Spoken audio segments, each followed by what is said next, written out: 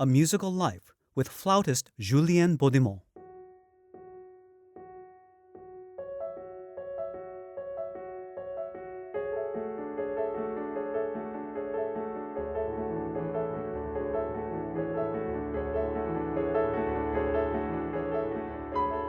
French flautist Julien Beaudiment has enjoyed a remarkable career, having been appointed principal flute of the Orchestre de National de Lyon when he was still a student at age 22, as well as being the only French flautist to have held a principal position at a major British orchestra, the BBC National Orchestra of Wales.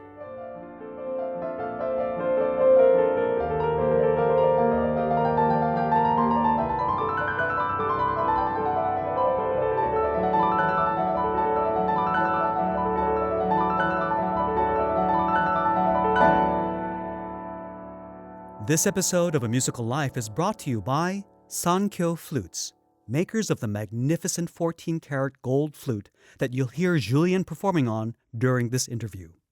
Sankyo Flutes, a tradition of artistry.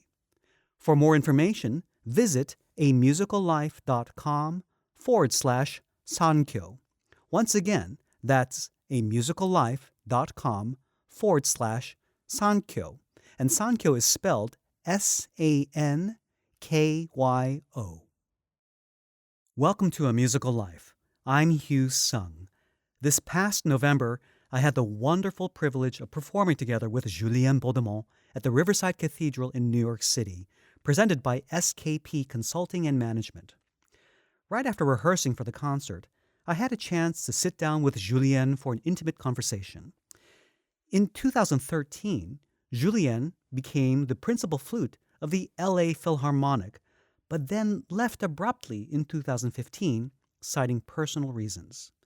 In this special interview, Julien shares the reasons why he left LA and returned to his principal position at the Orchestre de National de Lyon.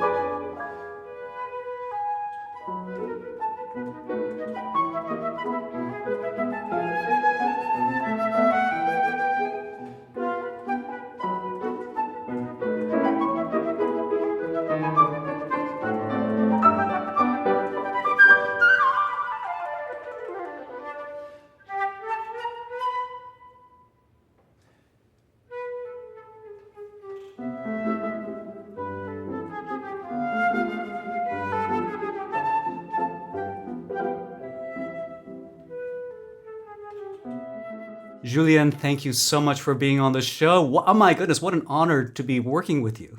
It's a pleasure for me too. I mean, Sokyung Park, who is responsible for this recital, told me you were the best. And I confirm today you're the best. No. This is about you, not about me. But we just finished a phenomenal rehearsal. Julien, you sound phenomenal. I love your freedom. I love your tone. And really, you have such a tremendous musical imagination. I love that. Thank you so much. Is that characteristic of the French school of flute playing, this imaginative style? I mean, some schools that I've worked with, they're very pedantic. They really are very careful about the score, the notes, the rhythm. But I heard your performance of the Mozart Flute Concerto with one of the orchestras in Seoul, Korea. I was, there's a piece I've heard so many times I'm almost sick of it. But the way you played it, you added all of these fresh embellishments, and you changed things around, and you sounded like you were having so much fun with an old warhorse. Is that typical of the French school of playing? I don't know, because you can find that in some other nationalities. I mean, like Long. I mean, Sure. he's Chinese, and Yeah. he had some freshness to everything what he plays. But I think the characteristic of the French flute playing is a strong ability to modulate the air and the colors. That the vibrato also is linked to the air. The vibrato with the French school is very flexible. And sometimes when I've taught some students in America, I was surprised that the vibrato was something which was taught mechanically. So before we go any further, just for the folks who don't understand what vibrato is. Vibrato is I would say, is a manifestation. You say that of expression. So, but it's in literal terms. It's the Exactly. It's the shaking of the note, right? Exactly. That's what you hear if you listen to pop singers, for example. Some singers don't some singers don't vibrate, use it, yeah. but that's what singers use to make supposedly the sound more interesting. I see. Okay, the vibration of the air. So what do you mean by changing that? How can you change that vibration? You can decide the speed of the vibrato. You can decide the vibes, the speed of the vibes. You can control the vibrato, and some students learn to play with vibrato like with rhythm. They go like Right. and then the sound is always the same, and the vibrato is always the same. And yesterday I was teaching in New York a student who was playing great, but his vibrato was always the same. And I asked him, "Can you sing the American anthem with vibrato?" Of course he did it. And can you sing it without vibrato? And it was actually very boring when he started to sing without vibrato, because for him the vibrato was the only way to be expressive, and it's not the way. It's a tool among others. But anyway, the French flute school is a very clear sound. Yes. Very big sense of freedom in the phrase, and not to be able to play too much in the box. I like that. There is a box. You can play sometimes in the box, sometimes you can just play around the box, which makes also the things very interesting. I think that's what made me enjoy our rehearsal so much. I was immediately sensing, wow, he's going to go all different places, and I loved it. It was so much fun playing with you. Thanks. Thank you. I think we're going to have a lot of fun tonight in tonight's recital.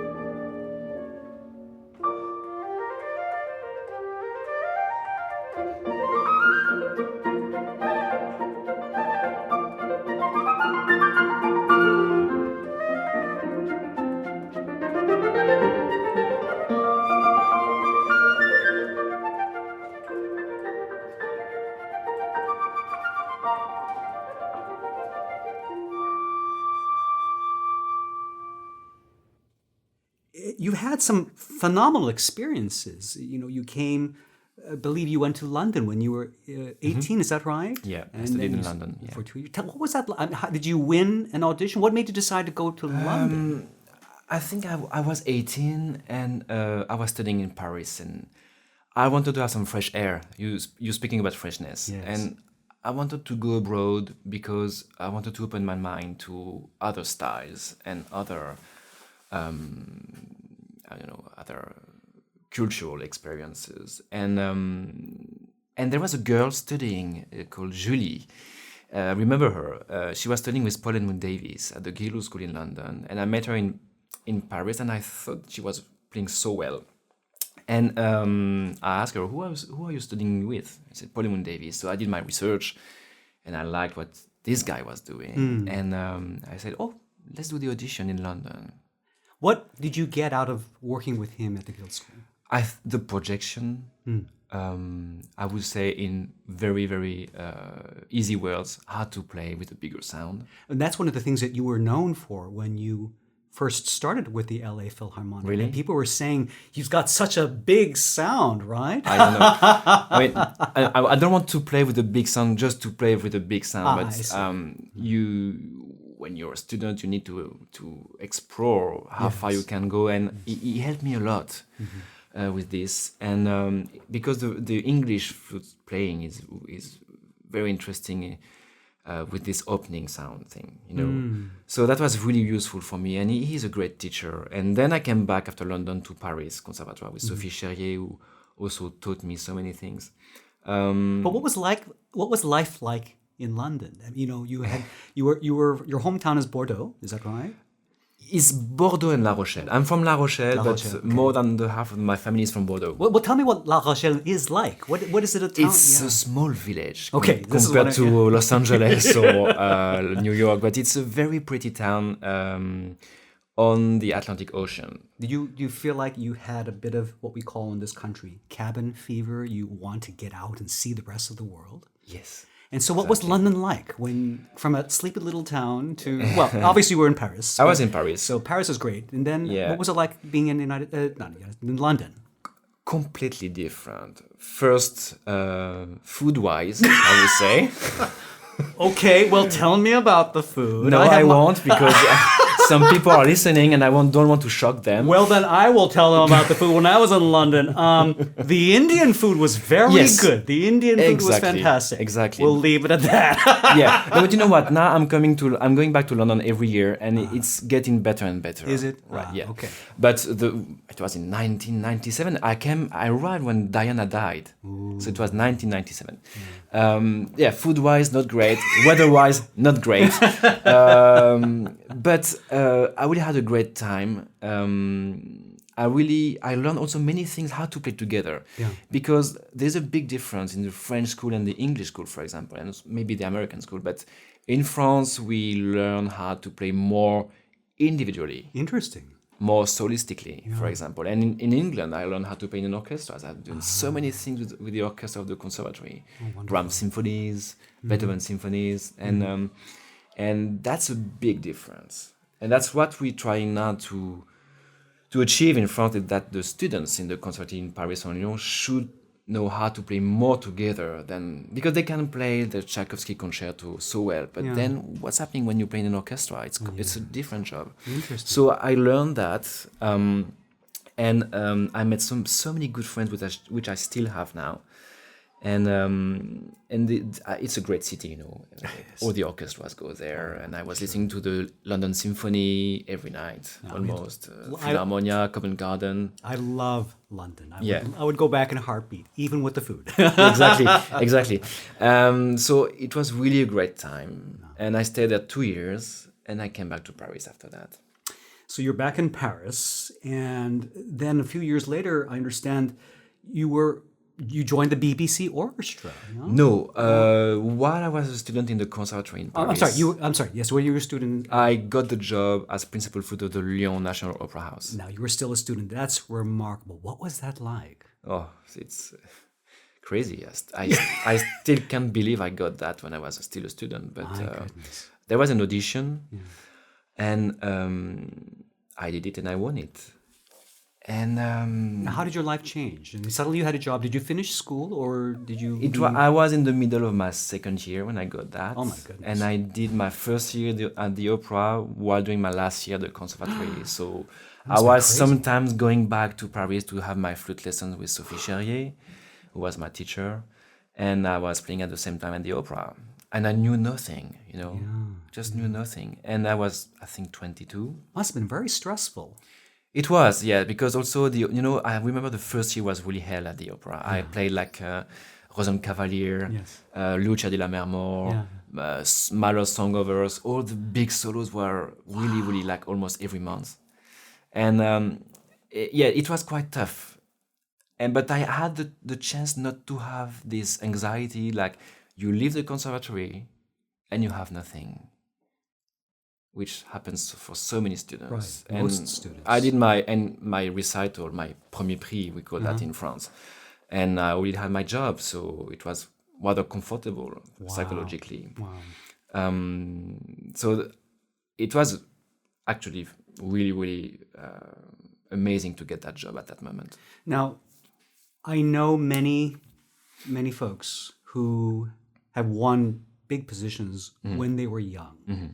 One of the problem becomes, because they don't know of a life without having a job, many times they deteriorate. They don't really push them. They've got a comfortable job, they're making money, and suddenly 10 years have slipped by and their playing isn't what it was. Yeah. And yet you have managed not to fall into that trap. How did you manage to prevent yourself from getting too comfortable, so to speak, from having won a major job so young? I think I'm a workaholic in the way, it's not because of the work, but I really want to play every day better than the day before. What inspires that? Sometimes we hear that, but what really inspires that? Because I have too much respect for the music. And I just cannot stand when the music is badly played.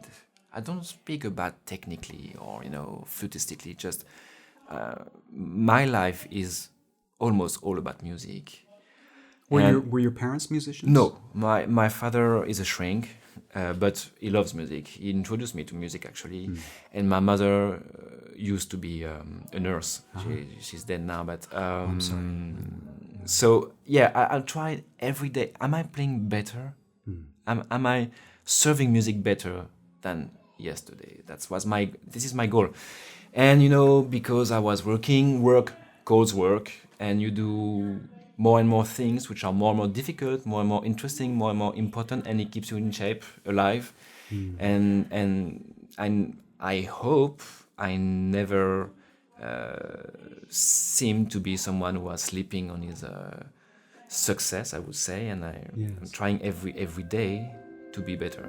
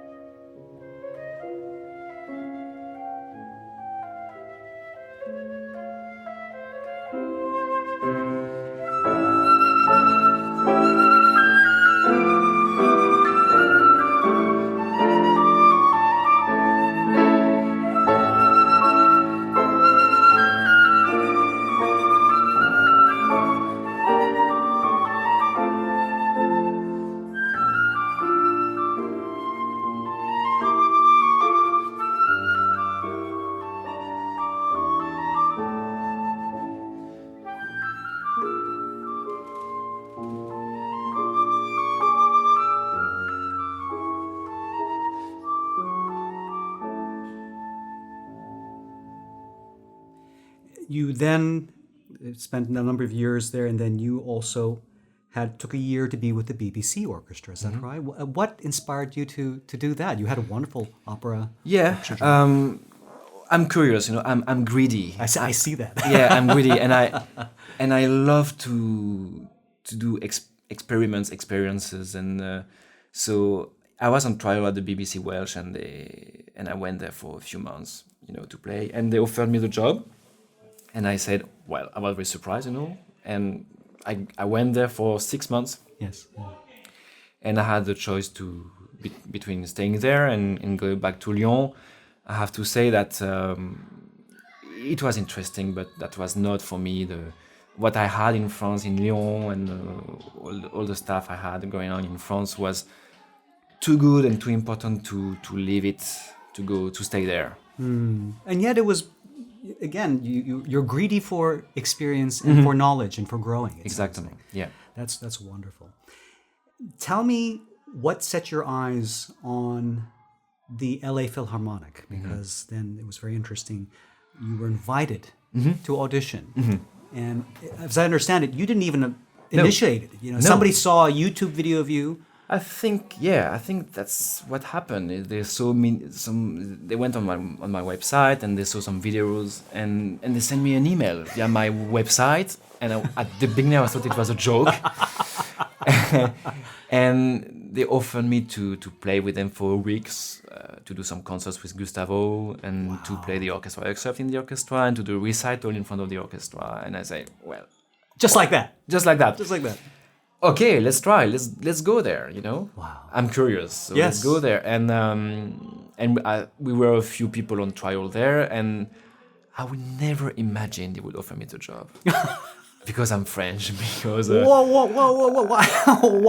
Why do you think being French would hold you back from having because an American maybe job? they would have preferred to have an American guy who has the same culture, the same language, the same references. But your English is excellent. It's okay, but I mean, It's better than my French, that's for sure. I don't know. I mean, anyway, I was very surprised when they offered me the job, and I think so far, it's the experience of my life. It is the most important moment of my life so far. As a musician, of course, but also as a musician, but also as a human being. What I've lived there humanly, what happened in my life is huge. And these 2 years for me, if I would have a statue to build somewhere, I would build a statue in Los Angeles, because this city, this orchestra, what I lived there, gave me the possibility to understand me better. Help me understand what that means. How did the orchestra help you understand yourself better? Because when you leave a country, when you decide to leave Lyon to go to Los Angeles, it's a complete different style of lifestyle. Yes. And I had a choice to make between staying there or going back to France, which was so difficult to make because I was so happy there and I was so happy in France too.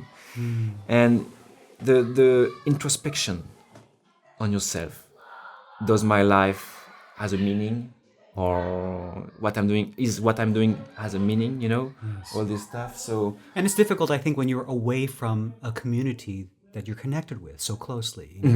When you're in France, you have your network, your friends, your musicians, Yes. the other musical contacts, and suddenly you're in another country. You have to start all over from the again. beginning. From the beginning, sorry. Yeah. From the really beginning. So, it's tough. But the people were so nice. The administration was amazing. Gustavo, of course. What's he like? What's he like to work with? Oh, he's great. Yeah? He's so gifted. Yes, he is. He's so gifted. It's amazing. I mean, We've got some school children. Yeah. Let's redo the Gustavo thing in just a second. So what was it like to work with Gustavo? Wow. If I can say that. he's super gifted. Yeah. He's a very nice guy. He's super talented, and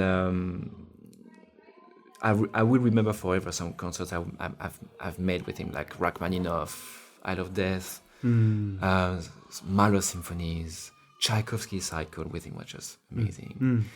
And he's a big star, you know, Yes. and I think he's trying his best, and he's quite good at it, trying to stay the way he is, you know. It's not easy when you have Not such easy attention. because, you know, he's considered as one of the best conductor in the world. So it was honestly, it was a fantastic experience with him, I miss him. Did you ever have a chance to just hang out with him? We talked. You know, he's so busy. It's very, very hard to catch him because he's always between planes and rehearsals and interviews, and so he's very busy. But the moment you can talk to him is so nice. That's great. You can come to visit him in his office at the Disney Hall, so you can talk. And I remember every concert he was, you know, when the audience was clapping, he is shaking hands of the string quartet, and then he goes inside the orchestra, and he was always going to see me and take my hand, and he was always saying this in French, très bien, with a French accent, très bien. I think that's the only 2 words he knows, but that's fine for me. And That's awesome. Yeah, he's super nice. Wow. Yeah.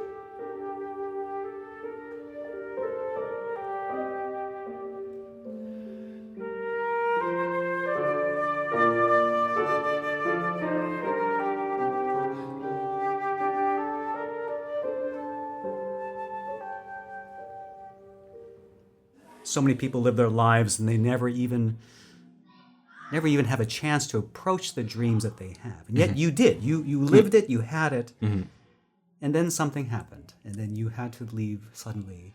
And at the Yes. time, you weren't able to talk about it. Is it something you're comfortable talking about now? I can, yes. First, I had a child dream. My child dream was to live in America, and it happened that I could realize this dream. So I'm so lucky to have achieved what I wanted to do. And I had decided to stay in Los Angeles because I really liked the orchestra, and I thought I had to start a life from the beginning. And in fact, now I'm comfortable to speak about that because I think I need to speak about that because I want to show that you can do wonderful things when you have, I would say, a disease. I'm suffering from 30 years now from a chronic kidney disease. And we discovered that my kidney function was really bad when I just made the choice to stay in Los Angeles. I see. And that was a real shock, you know. I knew that my condition was not so great, but it was still correct. And it was really, really bad. And maybe of the stress of choosing a new life, blah, blah, blah, some difficult private issues. But, and so I saw a nephrologist in Los Angeles who told me that the waiting list for transplant is almost between 8 to 10 years in Los What? Angeles, yes. Really? Yeah. And that was a real shock. And suddenly you realize what's important, you know. Is it my health or is it the LA Philharmonic? And I started to do all the screenplays, you know, I should do this or this and this and this and this. And, you know, in France, the health system is so good, so good and so free, I would say. That's and also, an important factor. Yeah, and the waiting list there is between 1.5 years to 2 years, so it's like almost 5 times less. My goodness. And I couldn't see myself doing like dialysis for 8 to 10 years. Yeah. You know, doing the dialysis in the morning, playing the orchestra in the evening. It's such a hard job, you know. And I decided that I couldn't stay there. For chance, my orchestra, the Lyon Opera House, hadn't filled my position. I called them and I decided to go back. But it was not a sacrifice too, because it was 50-50 from the beginning, staying in Los Angeles or staying in France, I see. So it was, I would say, 51 against 49 for Los Angeles. But so it was not so hard to go back to France. It was hard to leave the LA field, but also it was not so hard to go back to France to see my family, and my mother was dying, and so I had the worst time also, privately, as a human being. Wonderful time musically, but honestly my life was really hard. And I'm so sorry. and so they agreed to take me back, and by chance the position of teacher at the Conservatoire National Supérieur de Musique de Lyon, which is very, very good conservatory Very there, prestigious. was open. Wow. And I did it. I did the audition. I asked the LA Fee to release me for 3 days during the Asian tour. Mm-hmm. So I did the Shanghai Lyon and Tokyo Lyon. Shanghai Lyon and Lyon Tokyo, sorry, in 3 days to do the audition, and I got it. Wow. So I've been able to come back to the Opera House this year and to be a teacher, the new flute teacher at the Conservatoire in Lyon. So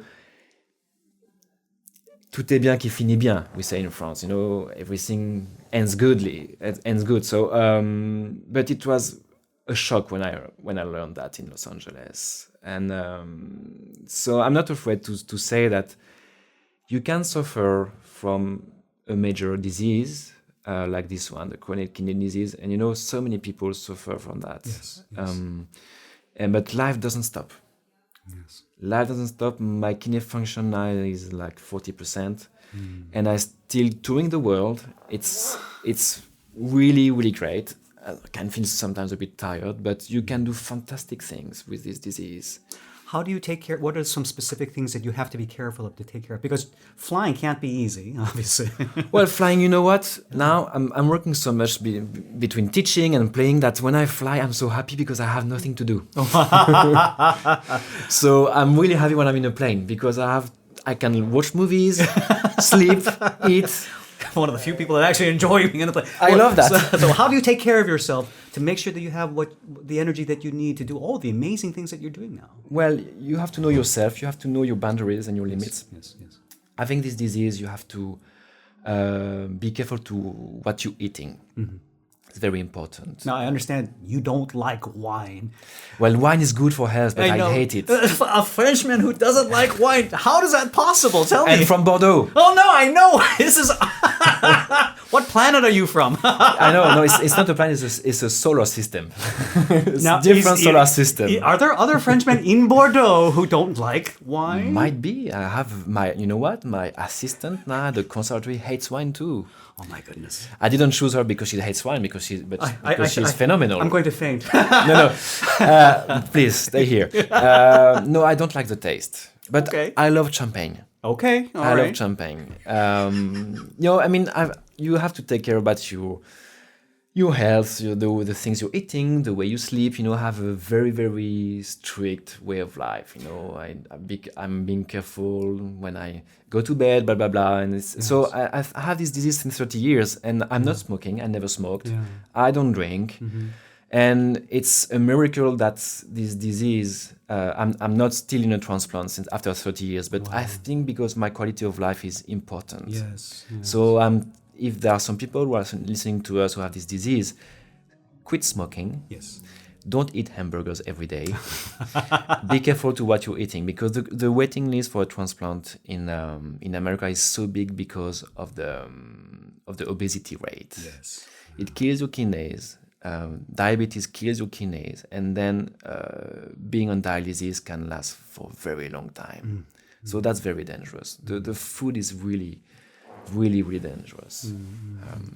What are some foods that you enjoy eating? What are some things that have been good for you that you look forward to? Well, I would say I'm almost now becoming a veggie. Vegan? Vegan. Or vegetarian? No, or veggie. Vegetarian. Vegan for me is too much. Okay. It's too much. I still like patisserie, cakes. I cannot imagine a vegan without cheesecake. Butter, yes. Oh my God. Oh, wait. I know a restaurant. You have to go to a veg restaurant in Philadelphia. I tell you, they make the world's best cheesecake, but it's not made with cheese. It's all vegan food. Uh-huh. For those of you who are listening in Philadelphia, you know what I'm talking about. Veg restaurant, best All right. cheesecake anywhere. I should take you there. Okay. I challenge you. The Okay. cheesecake is phenomenal. All right. It's completely vegan. But anyway, go ahead. No. So I'm now becoming more and more like a veggie, you know, because, and also I cannot stand now to see animals dying in big factories. For me, it's really insane, and it's better for the planet. It's better for health. Yes. So that's the thing. Eating vegetables, fruits. I can eat a bit of everything, but not too much now. Wonderful. You know, for some people who perhaps experience achieving a dream and then have it taken away, that can be very discouraging. It can almost make you afraid to try other things. But you obviously have overcome that. Yes, I think the best is yet to come, you know. Because I've seen my mom dying also. Yes.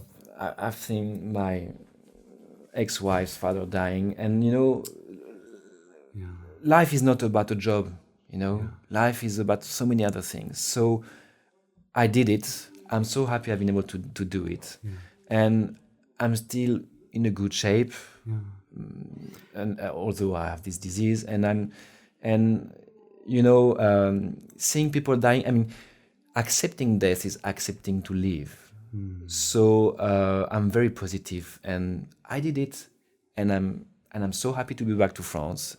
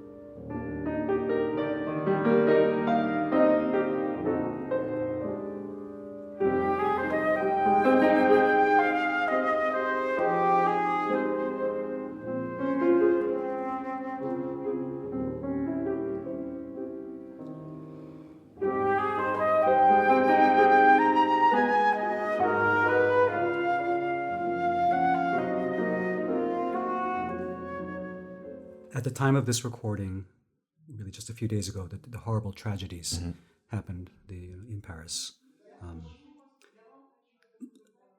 It's what I found really interesting, because of course there are no words to describe the horror that everybody is feeling. I thought tonight's program that we're going to play, I'll play some excerpts of it, but I thought there are some pieces, I think the Poulenc especially, we're playing the oboe sonata, not the flute sonata. Yeah. The last movement, I thought, is almost the most perfect musical way to express. Yeah, it's called déploration, which means that everything, I mean, you're shocked, okay?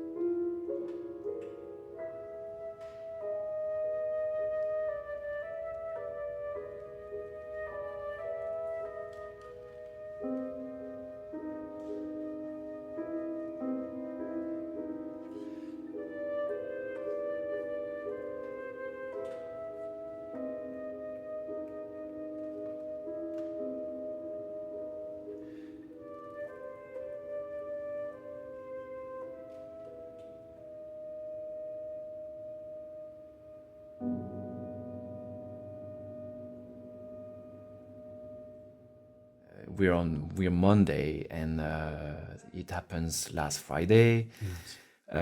I was supposed to play with my orchestra on Saturday evening at the Théâtre des Champs-Élysées in Paris, so it was cancelled. And well, it's like it's our 9/11. Yes. Yes. What can we say? I mean, it's you cannot still believe that now, because you're young, you're drinking, you're having fun, you're going to see a concert, you can be killed for that. Yes. Yes. And they're attacking. It's not. They're attacking the French. They're attacking a way to be. They forbid music. They forbid sex. They forbid everything. And they are attacking our way of life. And I think we have to stand up and to keep living, to keep going to the cinema, to keep being romantic, to keep drinking, even if I don't drink, but to keep going to the restaurant, etc., to keep walking in the streets, to see museums, even because they don't like museums, for example. We have to carry on living. That's very important. But it's true that we're very scared now. And I've heard that on TV that don't be scared, don't be scared, don't be scared. Okay, right. But I'm scared. Yes. I'm scared. And it's not, you don't have to feel ashamed to be scared. Yes. Honestly, I'm scared. And now every time I will sit in a terrace, in a cafe outside in Lyon, Yes. I would be scared that, they go on a motorbike and then they take their guns and they kill you. I think we've been too naive since the last 10 years, actually. And I think we have to wake up and to face reality. And after you pass the moment when you mourn the people, fine, but then we have to react. And I think you cannot fight against these people by putting candles by the windows, you know. So I think we really have to take big decisions politically, and to see who is the worst. Yes. Is it Assad or is it ISIS? And I think it's clearly ISIS, you know. So let's take one by one, and I think ISIS is the one to destroy. And I hope our government and the other nations will stand up and fight together to get rid of this. What can we do as musicians in the light of this? You know, Leonard Bernstein has that wonderful quote in the face of, I can't remember the exact quote, but something on the effect of, in the face of great tragedy, we will make our music even more beautiful. Sure. You know, so what is our duty? What do you think our duty as musicians? Oh, I love this sentence. It's exactly what I feel, is that as a musician, I'm not a politician. I'm not a military. So what I can do is to play music and to offer music for people that who wants to see the beauty of humanity. Yes. Okay, so that's very important for me as a musician to keep playing, to keep meeting people, and the people listen to the music, and they get moved, and because when you listen to music, you don't want to fight. Okay, and you don't want to fight after that and before. So I would love to, as a musician, to spread beauty of what human being can do. You know, I don't think I believe in God, but when I play music, especially when I play Mahler symphonies, for example, it's the only moment when I think that, you know what, if someone has been able to write these things, God does exist. Because it's so beautiful, and that's the most amazing things can human being give is love and art, you know. Yes. Painting, music, literature. So I have the chance to do a job which give the best of the human beings.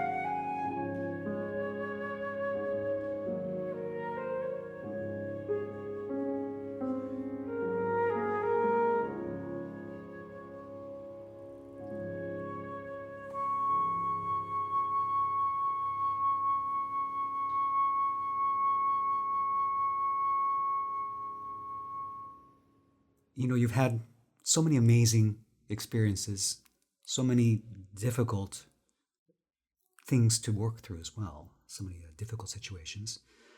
I was wondering if you could have your dream come true, no matter what it would be. What would you do? Where would you go? What would because you've now lived a part of your American dream to live in America. You did that for a while. You got this amazing job at the Lyon Opera Orchestra. That's amazing for a young age. And yet you're also passing through those. And if you could have any dream, do anything, live anywhere, what would you do? Where would you go?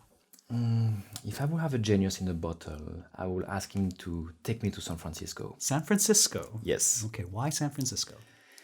Because it combines the best things of America and the best things of Europe. And I love this place. When I was in LA, I would love to go sometimes to San Francisco for a weekend. I love this place. I love the beauty of nature around the city. I love the proximity of the sea, the smell of the sea.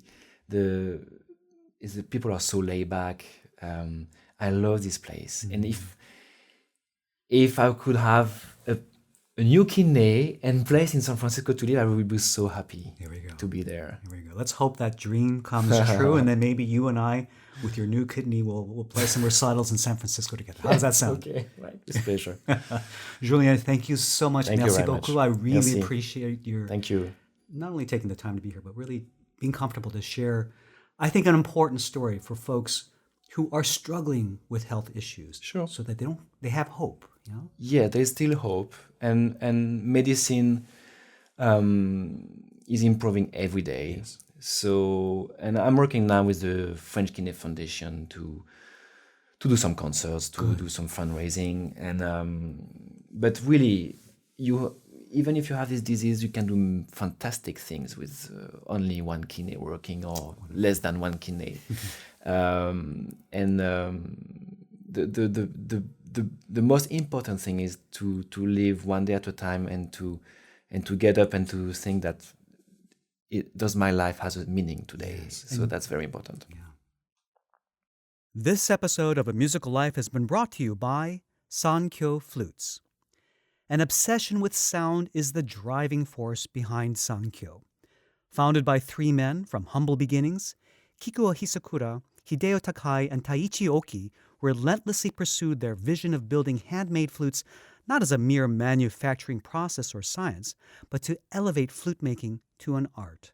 And when that level of artistry meets the musicianship of someone like Julien Beaudiment, you can really hear the true potential of Sankyo flutes.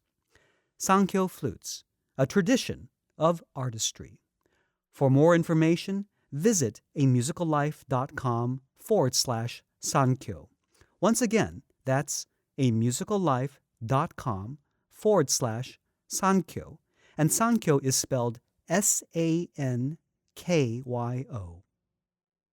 For links to Julien's website, visit the show notes at amusicallife.com. And be sure to leave a comment or send me your feedback by email at stories@amusicallife.com. I'd love to hear from you. If you like this show, tell a friend or share a link on Facebook or Twitter. Be sure to subscribe to A Musical Life through iTunes or Stitcher or with your favorite podcast playing app. And consider posting a review in iTunes by going to amusicallife.com/review. Your iTunes subscriptions and reviews help to share this show with other listeners, so thank you for all your support. Until next time, I'm Hugh Sung, and I wish you a musical life.